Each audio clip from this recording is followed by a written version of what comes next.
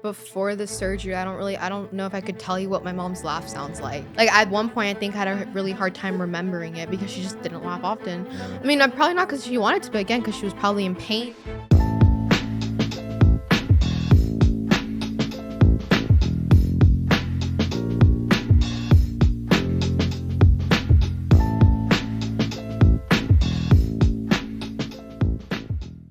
Let's go. Welcome to the Alfi podcast. Hello. We had to bring Vero back because I think you're the most popular I podcast guest we've had. Oh, thank you. You brought tears to many people's eyes. Even mine. I see a lot of people still, well, not a lot, but still I get the message. And even though one of the girls I know that saw the podcast, she is from Houston, and she went to my therapy and she told me that she was crying and all that. I'm like, really? What? Unbelievable. It's amazing how much of an impact telling your story. And that's why we have. So we had to bring you back. And Yes. one thing I'm always interested in is what's that next layer, right? Because you've been able to describe all the transformations you've had from surgery, and your diagnosis and all this stuff, and how it's impacted you, but it can also impact your family, I know. right? Yes. So I'm The most interested. important part. Yes, the most important part. What does it mean Since for the people around you? Since everything started, they were very little, very young. They were 2 and 3 years. I was 2 when you got when diagnosed. I started first with the diagnosis and all this stuff about the asthma, I can breathe, or hyperventilation and all that stuff. They were very well. In fact, it was After we I was were like born. 6 months when I started discovering all these issues. So the family's been part of the journey, which is always the case. Which is always the case.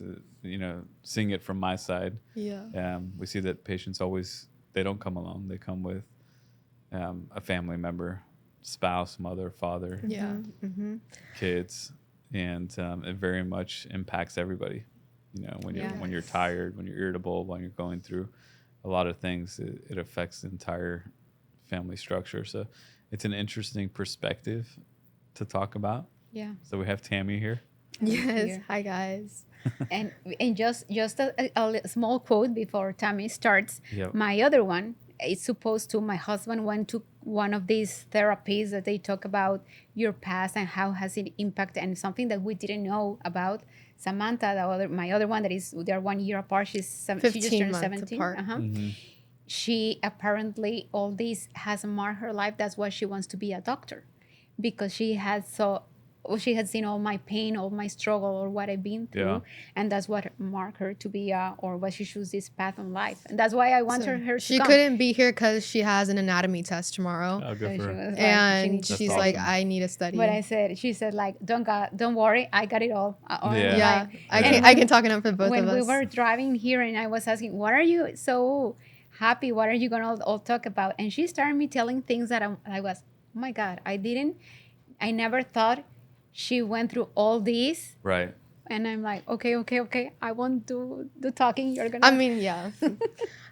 I was in therapy for quite a long time, so I'm like, now I have all these stuff written down. I'm like, okay, I can talk about if we're gonna talk about how it was like for like my mom and all this stuff. Like one of the similes I like to use is like her being so young with her. It was always like treading on ice, because I could see it on my mom's face. Like I'm gonna say like round of applause to my mom for raising 2 girls with whatever she was going through at the time.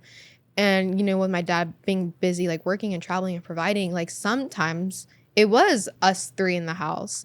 And we were like so young. Like now I'm like, oh yeah, I'm like 15, I'm so young. But like being an infant almost, it's like shocking how much I learned to handle her at so young. That's like, I think it has so much to do with like who I am today, of how I deal with people and who I am, and like my independence is because like I had to make sure I wasn't gonna push my mom's buttons at that age. And that age, you really don't know, like you're 5, you're 6, all you do is push your mom's buttons. I had to do like what I ask from her very selective and very carefully. feel like this is gonna get very emotional. Vero, you ready for this? No, we're not gonna get emotional. That's why I've been afraid all this time. Tammy, what are you gonna say? No, we're not gonna get emotional. I'm worried.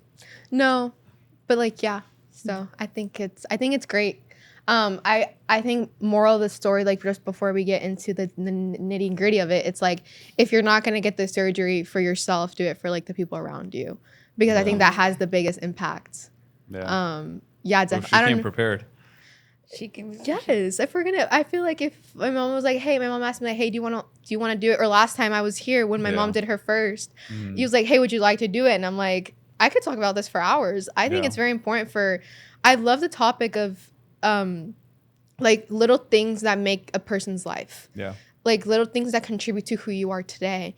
And I feel like a whole lot of what my mom went through is a lot of who and me and my sister are today. Yeah. But tell him what you thought the first day that I told you I was going to have surgery. Okay, so let's start there.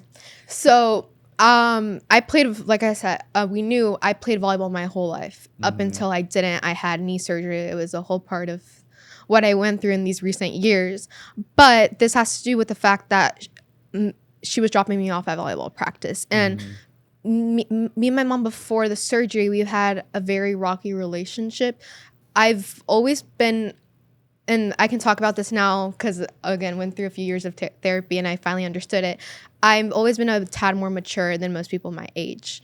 So me and my mom has, and I think part of that's because my mom has always included me in adult talk conversations.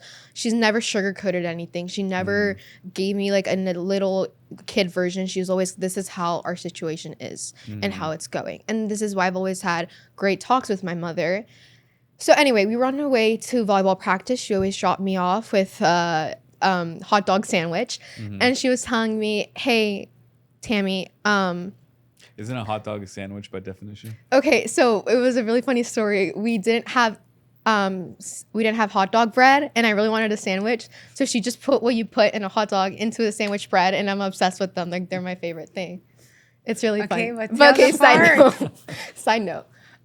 So she was like, "Hey, I went to go to the appointment with this doctor. I'm thinking about getting the surgery." And I looked at her because she was driving, and I'm like, "Are you so for real right now?" I got so mad. I was like, another doctor that needs to be checked for their mendosity. Like I was like, again, Mom, how many of these surgeries have you done that claim that they're going to heal you?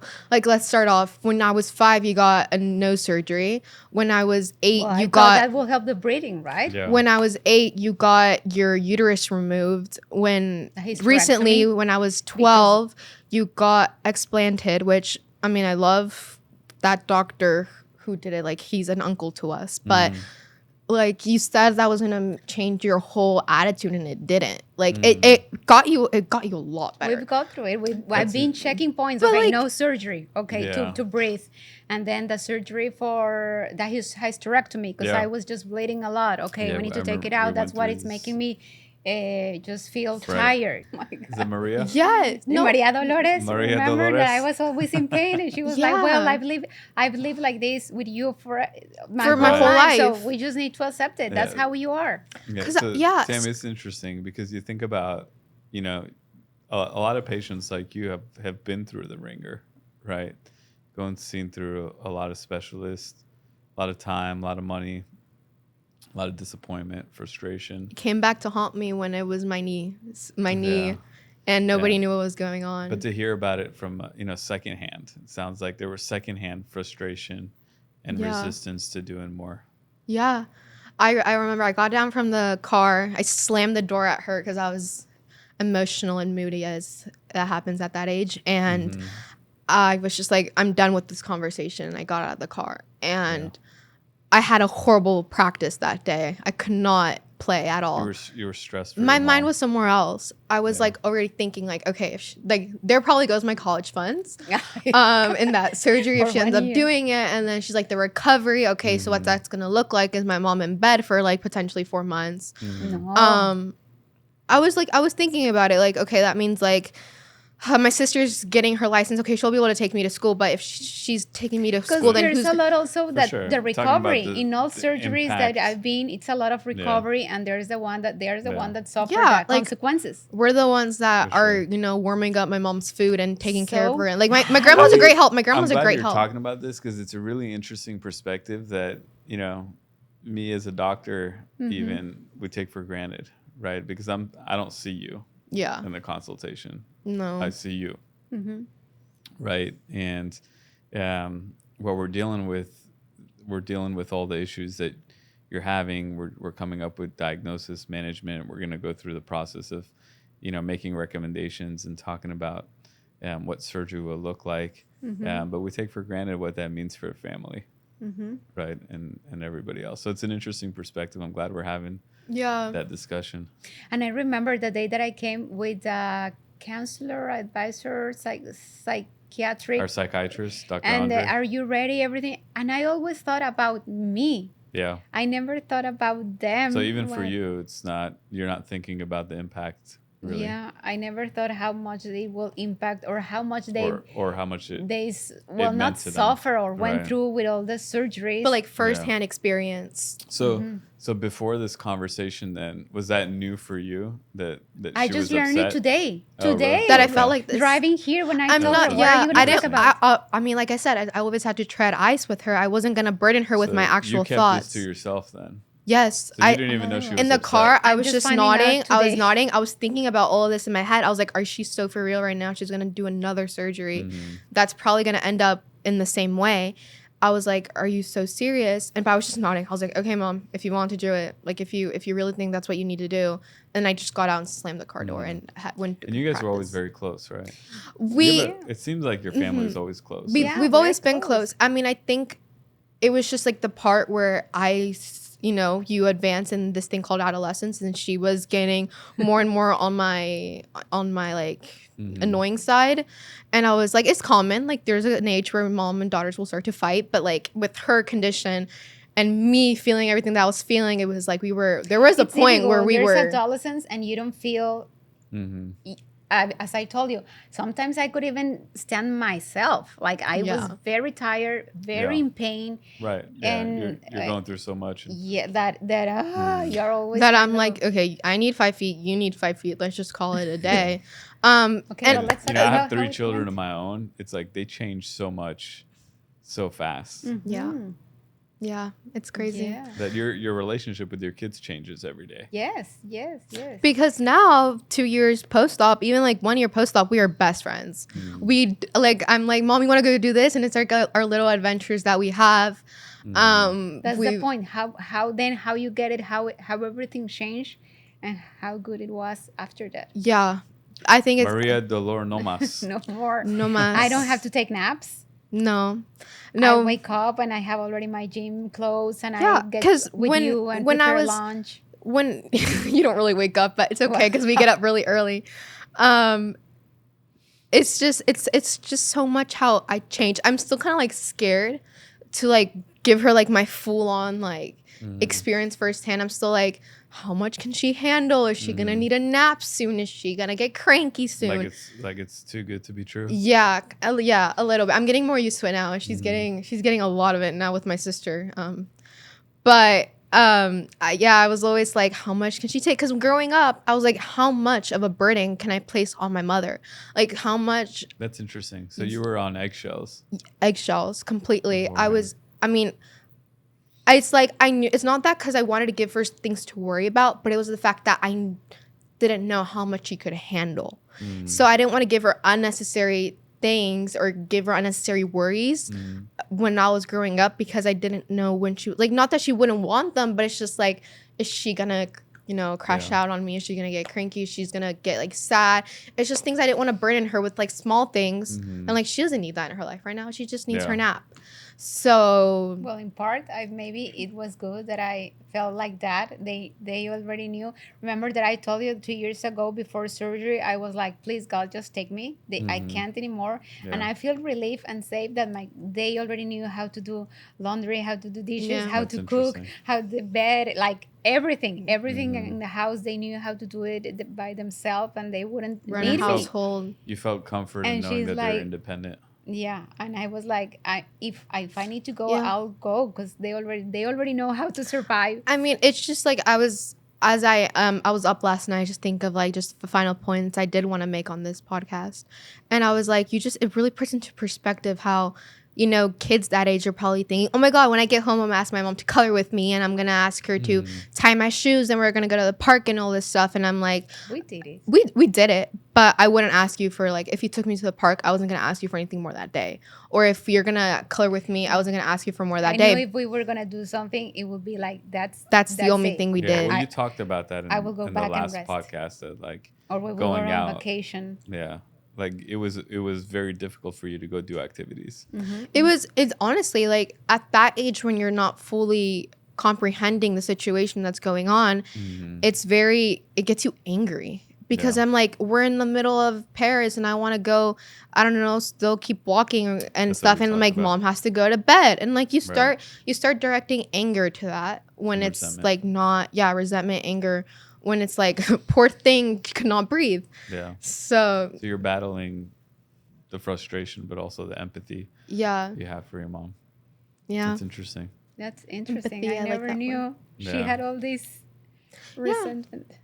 I never resented you. You need an excuse to be in Miami June 5th through the 7th this year. We're hosting the AOS Coast Conference, a 2-day CE course focused on the #1 biohack that nobody knows yet: custom jaw surgery and airway-driven treatment planning. Jaw surgery has completely changed the way we plan cases, the precision, the workflow. It's a totally different world now, and it's changing rapidly. And the goal of this conference is to teach an entire workflow from A to Z: how these new protocols work, how to evaluate cases, what to look for, and how to build a modern airway-focused practice. We're going to go deep on how to set up these cases, what to look for, and how to properly manage jaw surgery patients. This is all going to be hosted at the One Hotel in Miami. We're doing networking events and experiences so you can actually connect with the people, with all of us doing this at the highest level. This conference is for you. So whether you're a provider or just someone who wants to understand the future of airway health, you don't want to miss this. Tickets are live and they're limited. Links in the bio.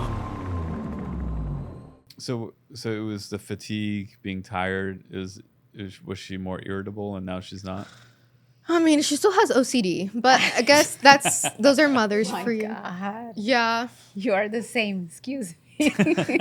She's still, but it's just like right now, I like think about things we do now. Yeah. That's like, I wake up, I get home from a party and my mom's still awake, which is shocker because she was always in bed by 8. And I get home from a party and she's still awake and I'm like, Mom, guess what happened? And we start just talking and I'm like, oh my gosh, should we go get a coffee? Or it's like, oh my God, it's 1 a.m, we should go to Whataburger. Or, you know, just stuff like that, fun, illustrious stuff that you do at like that age that I'm right now. And like, oh my God, my mom can come do it with me because she doesn't have to be by bed at 8 anymore. Yeah. She has energy. And I'm like, you have no excuse. Like, we're going shopping at 8 a.m. when the store's open, and she's so down for it now, which before, poor thing could not get out of bed at 8 a.m. on a Saturday. So we haven't gone to Whataburger at 1 a.m. No, we haven't. But like, we're going to. We'll go to on Friday. I have. You have it. With me, at least. She knows as her doctor, I want her to sleep at a decent time. I know. And she's more, on her. She's more, I believe that she's seen all what I've been taking care, like you said, biohack, that I always, if I was not getting well with medicine or whatever, I did all what I could in my body, and they know that I need to sleep. And that's what we're talking to Michelle. She has all her schedule, like, I'm gonna be in bed at 7:30. I'm like, what? Are you sleeping at 7:30? No, but I need to be resting. I need my I'm down be reading my book. I need to do my skincare. I'm like, she's very perfectionist on her schedule and all very that. Self-care. And I think just the way I see it, if I don't have self-care, I don't have self. Yeah. You know, I can't function if I'm not doing my things. That's interesting. That is a very mature always taking care of her philosophy. Sleep. Her night or her schedules, like my hair. No, today I need to sleep and do this.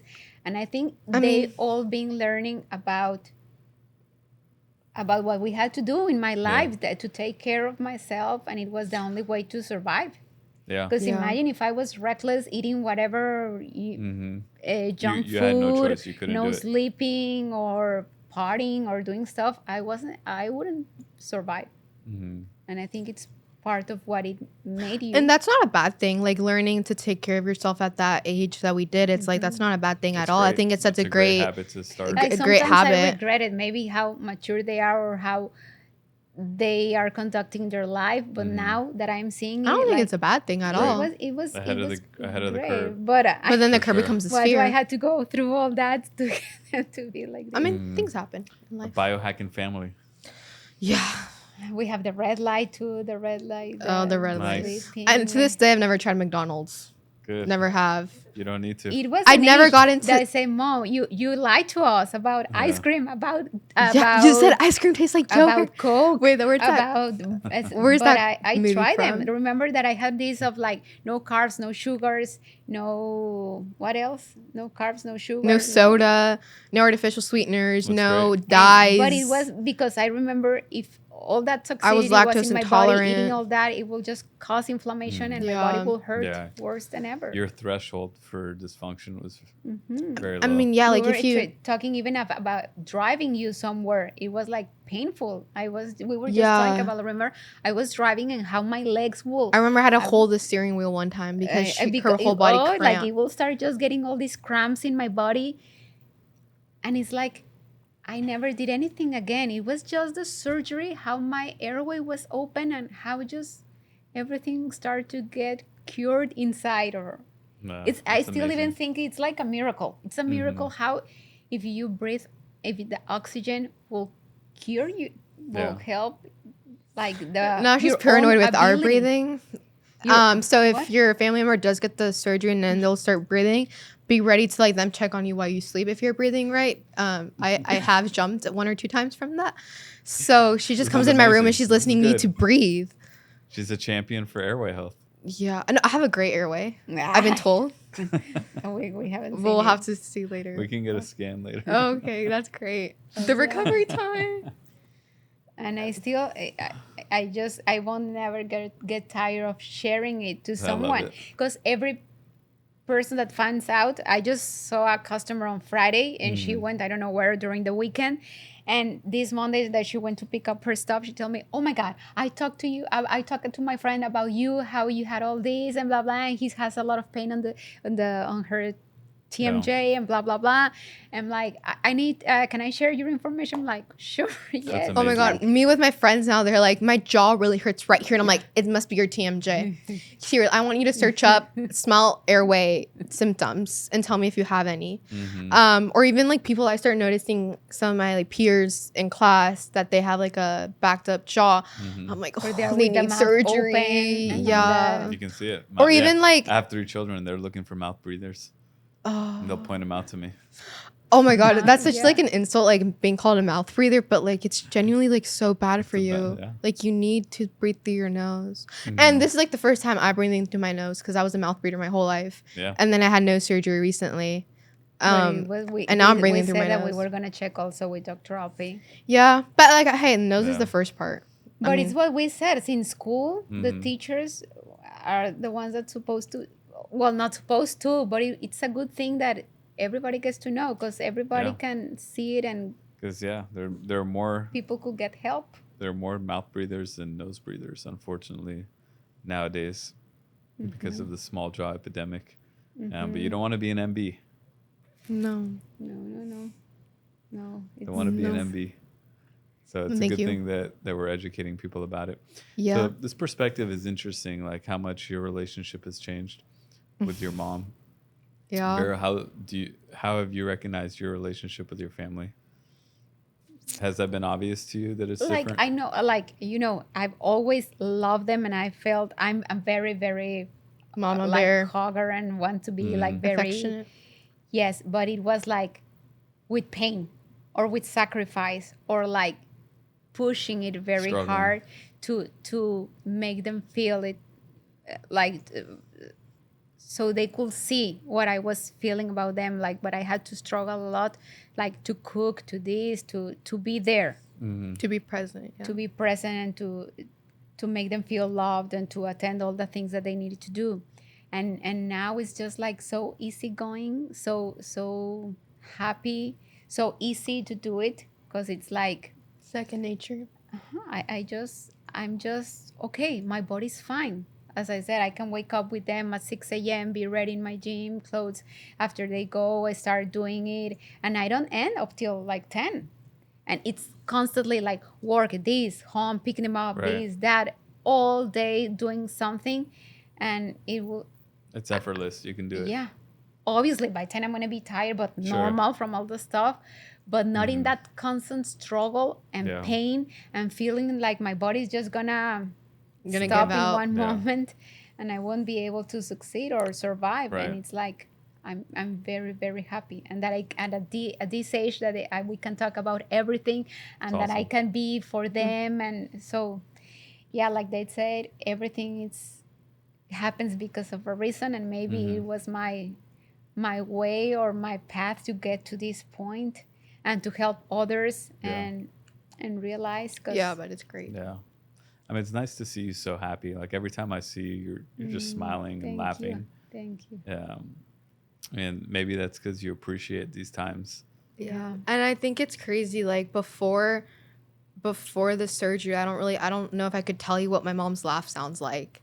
Like at one point, I think I had a really hard time remembering it because she just didn't laugh often. Really? I mean, probably not because she wanted to, but again, because she was probably in pain. But it was like a zombie sometimes. Even, as soon as wake up, that I hadn't slept at all because it was my 60 episodes per hour. So every minute I had an episode. So I wake up and it was like I hadn't slept at all. So it was like, how am I going to start a day? I hadn't even recharged and all that. So I was literally like a zombie, like just going through life. Yeah, just being tired with no energy, with nothing. It's crazy. And now that I see her point of view, what I've been through, and now, and when I see this Facebook post about people that maybe they don't want to, or one really just canceled her surgery. I really don't remember which lady, I'm sorry. And that if she sees shout out to her. No, that she canceled it because she heard about 2 years post-op and she's still having numbness. I'm like, really? That's the easiest part of it. Like you don't care, you don't feel it anymore if it's number and what the heck. The trade-off. You are able to eat, to breathe, to have a new life. So no, I can't believe it. We need to encourage the people to have it because that's the least thing that could. Taking it on the highest ground. I think it helps a lot that you're here. How long are you from surgery now? 2 years. In April, it's going to be 2 years. It's like you look younger every year. Since. No. Maybe. Photos? Your skin renews and everything. I think you look younger than the last podcast we did even. Oh my God. Thank you. No, but it's like all this is worth it. This and my other one, it's worth it that I'm cured, that I'm safe, that. Yeah. Well, to hear you talk about it and then to hear I wish I could go to all perspective. Previous doctors to let them know that that one that encouraged me. Oh, you can continue with your CPAP. I'm like, what? That's the point of this podcast. We hope that these doctors see the difference. Just listen. American education system. Listen that at least pay attention to airway and breathing because it's so foundational. For all of health, and at least pay attention to it. Yes. And if you're listening out there, let your doctors know that we're having a conference in Miami, June 5th through the 7th for 2 days, and they can get so much information to help their patients and stuff that really they haven't heard before. Welcome to the Alfi podcast. This is your host, Dr. David Alfi, where every week we deep dive into how you can be the best version of yourself, tap into the ultimate human performance, and the #1 biohack, breathing and sleep with jaw alignment. If you or someone you know is struggling with TMJ, jaw pain, headaches, neck pain, tension, brain fog, if you're tired, fatigue, use a CPAP. If you snore, you want to get off a CPAP, call us 713-489-6984. You can also email info@alfioralsurgery.com. And don't forget to share, comment, like, subscribe, and we'll see you here at the Alfi podcast. And I mean, is it open like to Every kind of doctor. That's my question. It's actually open to everybody. Like if I even go, the public. I have been to neurologists, gastroenterologists, endocrinologists, OB-GYN. Every single doctor that I've seen, that one of the respiratory system, like every single doctor through my life, it's like, and no one knew about it. Right. How or I don't blame them because they don't know. It's just something that they didn't teach them. It's nowhere in the training. It's still not mainstream. No. So yeah, the whole point is that we want, all disciplines there. It's even open to general population. Oh, okay. So guys, be there. Yeah.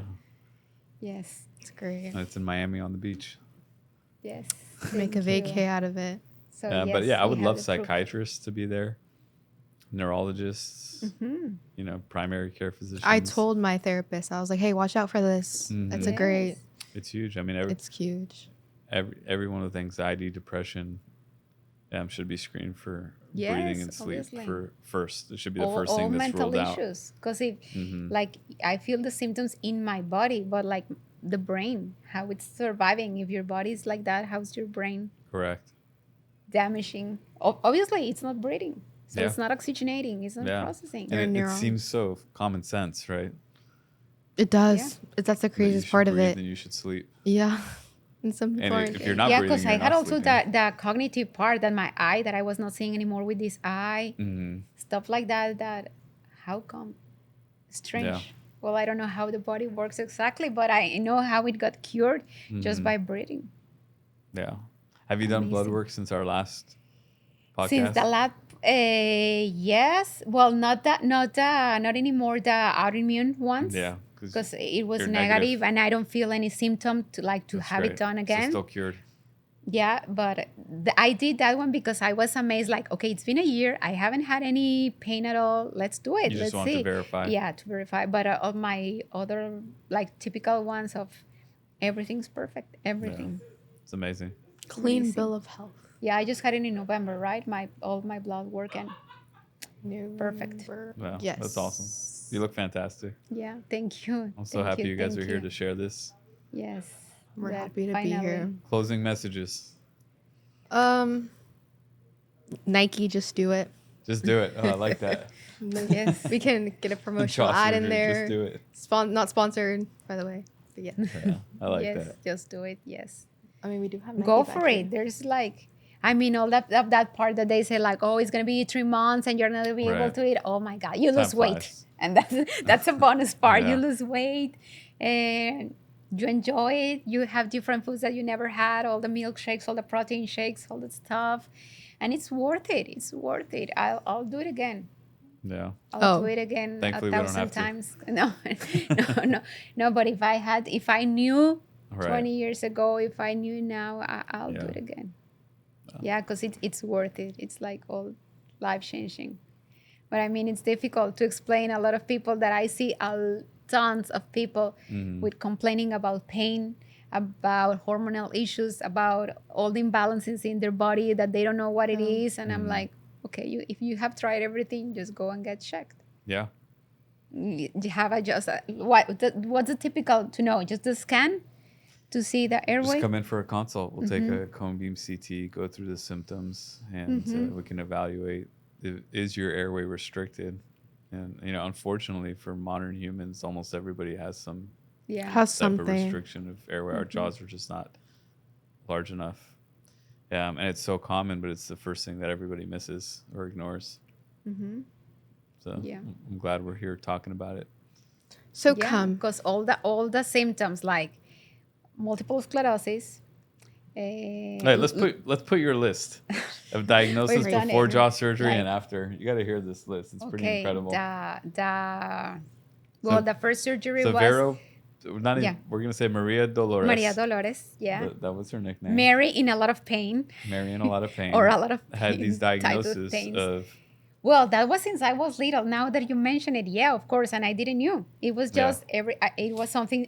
Every day was something different. Yeah. And my mom told me that all Sundays it was like I got sick and I didn't want to go to school. But maybe that's I was in pain. I was not feeling well. Since when? You know that my mom is a dentist too. Yes, and all her friends were dentists and she took me to all of them and nobody told me about that. Well, so it was since then. I always been Maria Dolores, not wanting to go to school on Mondays, feeling sick. I had, I had a mononucleosis, Epstein-Barr. Then I went to, a hysterectomy because also, I was, that's what I told the doctor. I have a lot of pain in my legs. I feel a lot of cramps here. It's just like I feel the truck on my legs. That was my main point. And I have this thing that maybe my period went to 13, 14 days. But it was like, yeah, so hormone dysregulation, fibromyalgia. You had lupus. Yeah, fibromyalgia. Well, then after that, it was after they were born, I started developing that. I took her to the crib upstairs to her room upstairs, and I can breathe. So I went to the doctor, like, oh my God, how are you breathing? If they made a spirectomy, I don't know how you call it. When you get your tonsils removed? No. When you have to blow in something and breathe. And they told me, like, you are not breathing a lot. That was like, they knew it. Why they didn't do something? It was like, oh no, you cannot you cannot pass this test. So they knew it was airway, but they didn't know it was airway. Oh my God. And they just blame me. They blame me because I didn't pass the test. Because I was not blowing and inhaling how I was supposed to. I'm like, oh my God. Like when you get Did they diagnose you with asthma? No, they said that I had a respiratory issue and that I had to use the inhaler. That's asthma. Like, what? Yeah, but it was, how come I don't have it anymore? Asthma is something that you can live forever, right? I mean, no, you can't grow it out, but like in your case, it wasn't asthma. And then I start with my eye, that I start seeing like, you were losing partial vision, like here and then here. I was blurry. All around, and they tell me, well, something is swollen in your brain. We need to hospitalize you and the shots of steroids. I'm like, no way, my babies are at home. My husband is traveling. Who's gonna take care of them? Like, let me go back. And then they said, okay, we need to just do some studies. It's multiple sclerosis. Your body's starting to degenerate, so you're gonna lose sight of both eyes. And what? So I start with the steroids, but then I start having more issues about the all the like burst. Your veins were starting to burst. Yeah, like in all my body, and they were saying something like purpura spots, something like in all the lymphatic system, and then kidneys. My heart. I always had that pain on my heart. And they say, well, it's like, that's the next step. Like, you have been having all these failures. That's the next step. So, like, your body was getting attacked one organ at a time, and the last thing was the heart. I remember the story. So that's when my husband said, we're moving to the U.S., but my mother-in-law is there. Someone has to take care of my girls while I have to work. Yeah. So that's why I moved here, but I didn't have insurance when we moved in here. Then the persistence and all that stuff. So I had to stop with the medications, and that's when I changed my life of eating habits and taking care of myself, because I had to survive for them. But I remember, like, even taking a bath, it was like running a marathon. I remember I bought them a trampoline, and I have them in the middle of the... It was like a small small apartment. And she had us in the living room jumping up and down to get toddlers like I was energy in bed. out. I was in bed, and just from the bed I saw them jumping because I couldn't I couldn't stand up. I remember I had to adapt my shoes to something very comfortable to be able to walk. Those, those like grandma arthritis shoes. That's what she would have. Walk. It was just putting my feet on the ground. It was painful. So that's how I learned to cope with it, and that's how they grew through their life. And then I had the hysterectomy, the lupus, and I think that was it, right? That's enough. No, and then I had the explant. Because I said, well, it's the implants that I have. You were allergic or toxic to them. I had the immune system, the markers of my immune system, the ANA were already always up. You had the thing where they said that part of your... the Chiari syndrome, but that's something neurological from here. Well, I don't know. Yeah. Something... But I mean, you haven't complained about that. All these conditions now are gone. Everything's gone. Unbelievable. 20 years of experience. Well, now 40 years of experiencing all these conditions. Unbelievable. Gone in one procedure. Since I was 1 year, my mom told me that I was in the little rolling chair that you use when you're kids that they put you in and you go all around. That like one a little day I just playpen. fall there and I was like that. Yeah. And I wasn't moving. It's amazing. It's almost too good to be true. And it was like 40 years. 39. Yeah. It's 2 years ago, the surgery, 39. And aren't you like 40? No, never mind. I'm not going to get yelled at. Angry and like, how could this happen? 39 years surviving with all these They said you diagnoses. entered premenopause. Premenopause, they have arthritis, fibromyalgia, everything. Well, now you look 29, Vero. Your sister now. And unbelievable. Yeah. Cure for everything. They do confuse us a lot for sisters at the airport. There you go. But and she'll always remind me of it. Yeah, that's awesome. So it's all that there are more pros that cons for having the surgery. So the numbing, I don't care about it. I don't care. Yeah, it's like, you're thriving. I mean, are you numb? No, not at all. It came back. 2 years, that's it. I won't say like, maybe 6 months ago, I still maybe sometimes feel like something, but it usually comes back. It outweighs the I have a lot more pain like than this. Yeah. Nothing. Yeah. Awesome. It outweighs it completely. Tammy, greatest basketball player of all time. I'm going to have to go Michael Jordan, unfortunately, because, and we can have a whole podcast episode on what I think about basketball and sports nowadays. Are you a basketball fan? I am, but I'm more a basketball fan of what it was before they changed every regulations. A cultured and all basketball fan. I like it. Like if you're gonna ask me about LeBron James and Stephen Curry, please don't. Please don't. I can't. But yeah. Who taught you this? Oh, I'm my father's girl, definitely. Yeah. Any sport I can talk about for hours. He's an MJ guy. Yeah, not even MJ, but just like you appreciate what the sport was back then than what it is a bunch of like girls playing on a court now. He played basketball too. Yeah. My dad played basketball. My dad played football in college. Awesome. And basketball. So I'm not going to disagree. I think 90s basketball was the best. it's just like the pure power you saw when they were. early I mean, he's 2000s. called Air Jordan for a reason, and I feel like we have to appreciate Kobe a bunch. Yeah. Like he was Black Mamba for a reason, and may he rest in peace. But I also feel like a lot of his hype nowadays comes from what we lost him because of we lost him. And I feel like instead of talking about, you had to lose him to talk about how good he was. You couldn't talk about a lot of things they say nowadays. Yeah. They don't say because we lost him. He wasn't getting the credit he. No, and it sucks deserves. that it took losing someone to talk about how good they were, but it's just how society rolls these days. Yeah. So yeah, I'm gonna have to say Michael Jordan just because of that reason, or else I'd be a hypocrite. Yeah. But it's hard to argue against MJ. yeah, But I'm impressed. but may he rest in I'm peace. impressed. Kobe How old was are you? great. I'm 15. I turned 15-year-old. I turned 16 in May. Amazing. Tammy, it's a pleasure to have you here. Pleasure Vero, to be here. Thank you. I feel like you're gonna be here a third and fourth time because you're our most popular guest. She wants to work with you now. She wants to. I need to go and teach people. They need to get the surgery. I'm like, okay, you go hired. and talk. You go Perfect. and No, it's crazy, guys. Like moms can have their kids suffering like this. Yeah.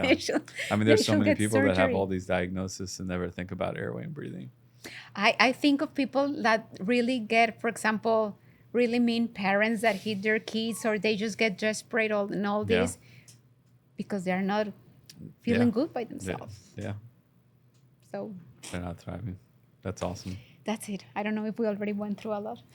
That's perfect. Perfect. If you feel like this can help somebody, like, subscribe, share, comment. Thank you. Thank you for having us. Pleasure to have you.